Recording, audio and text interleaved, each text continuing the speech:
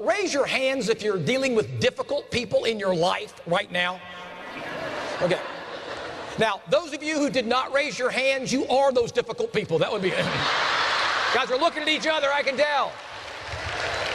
Now, some of the most difficult people we deal with on a regular basis, the most difficult, are know-it-all experts. How many of you are dealing with a know-it-all expert in your life right now? And how many of you actually married one? God bless you, that'll happen. And I learned a very valuable lesson, and that is, if you criticize others' ideas, they'll almost never use yours, no matter how good they are. And I was the boss. 27 years old and the boss. Oh, yeah. Young boss. Got any young bosses out here? Oh, yeah. I'm young and I'm the boss. And you are not the boss. Yes. Yep, and I got to work, and all of my employees were older than I was. Oh, yeah, young boss. And I got to work that first day, and I met my people. I called them my people. I said, people, I will lead you to the promised land of success. All your hopes and dreams and ideas, forget about all that. We're going to do things a special way, and that way is called my way. And if it's not my way, it's the...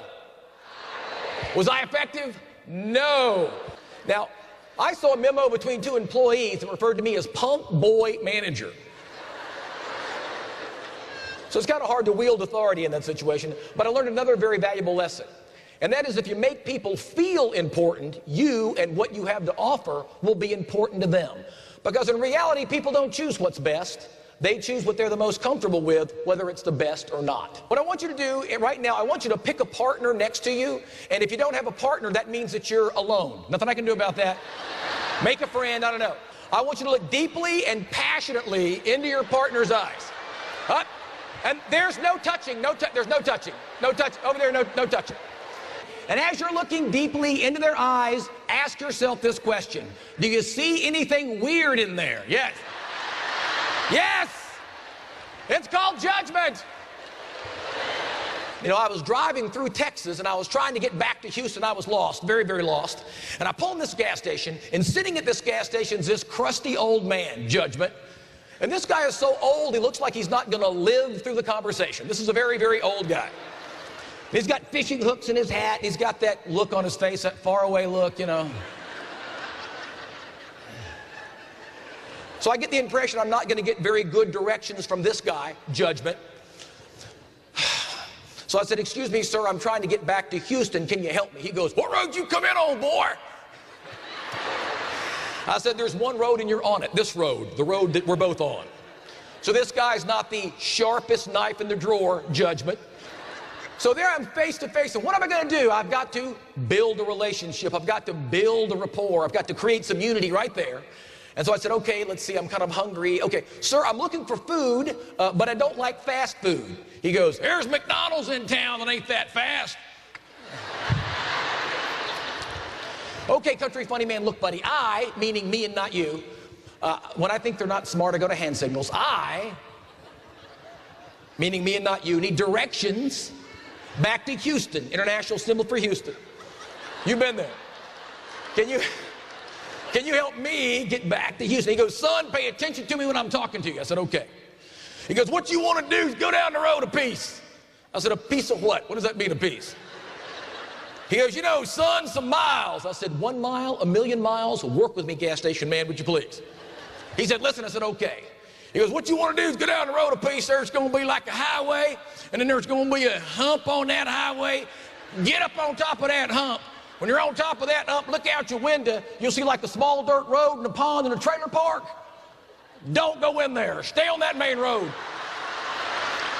And what you want to do is take a left where the old Mitchell place used to be. Okay, gas station funny man, let's go over this one more time.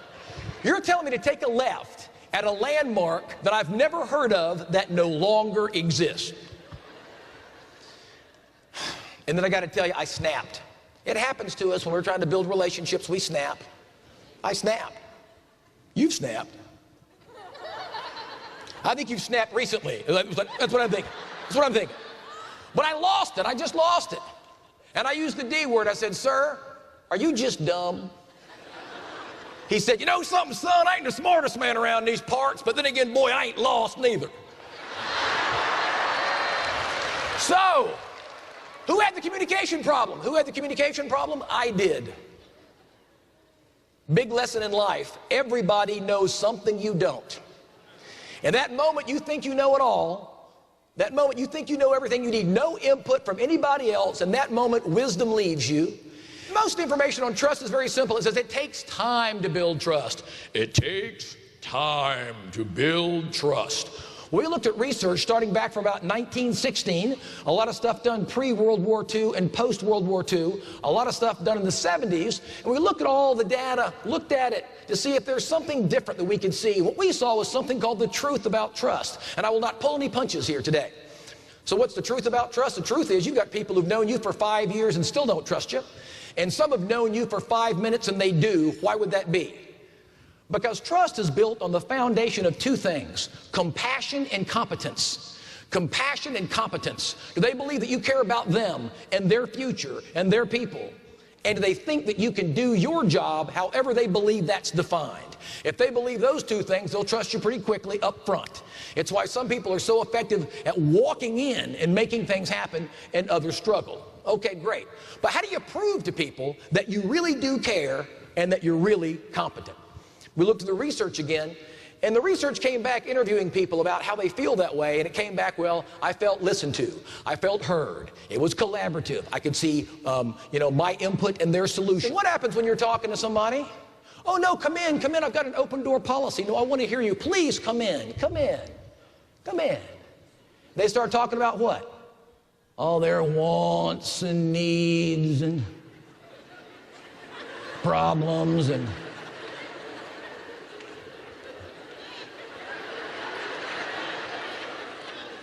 Please tell me more. It's hard. But the other issue is about voice tone. Sometimes it's the tone of our voice that gets us in trouble. My dad is 75 years old, and everybody hangs up on my dad when they call. Bring, hello. Honey, they hung up. My dad's a walking, breathing, telemarketing, disrupting machine. They never call back. Never. So it's an issue, right? And what happens, we see sometimes we have a different tone of voice for different people. So we have Dr. Simmons here, who is my colleague. And you, sir, are my subordinate. And you give me your first name again. I'm supposed to know that. Andy Birdfeld. Andy. Russ, right? Russ, Andy. Russ, listen, let's talk, Russ. Absolutely. We had a good time last week. Got some problems going on. We can talk about that stuff. Good to see you. Right? Andy. Andy, my friend. Andy, how are you, Andy? Working hard, are we, Andy? It's a real thing. And what happens is that people read into that, and that impacts how they feel. There are some people who are not effective leaders just because of the tone of their voice.